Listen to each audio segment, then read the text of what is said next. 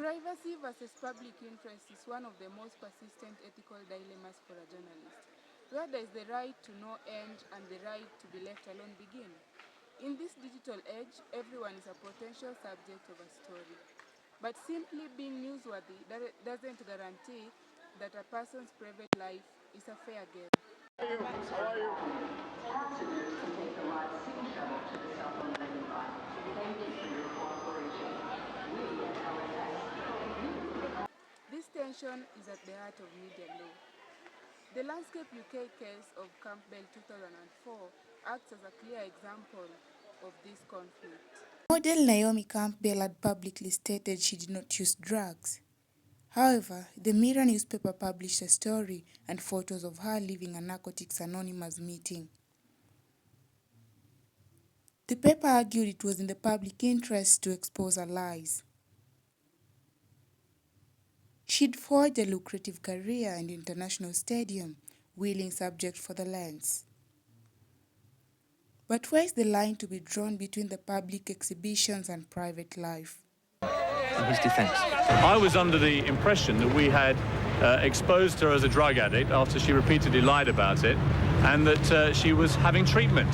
She has won the massive sum of £3,500, which by anybody's yardstick is an embarrassingly small, derisory sum of money. I think if you quote the phrase that Naomi Campbell, one of her colleagues said that supermodels don't get out of bed for £10,000.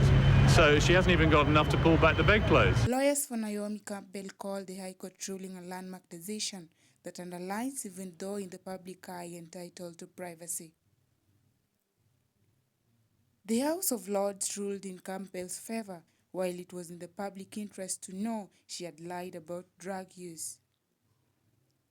The details of treatment were private and unnecessary for the story. This ruling was a watershed moment, showing that even public figures have a right to private life. in the short term, no impact at all. But in the medium term, the impact on the Data Protection Act, as it's called, which is the processing of information about everyone, celebrities included, that's an important step forward in the protection of us all, but including celebrities. Privacy isn't about hiding. It's about protecting what's sacred. Not every story deserves to be heard.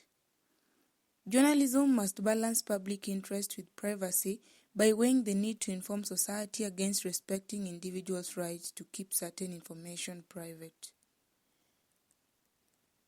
The ethical challenge lies in determining when the public's right to know justifies intruding on someone's privacy.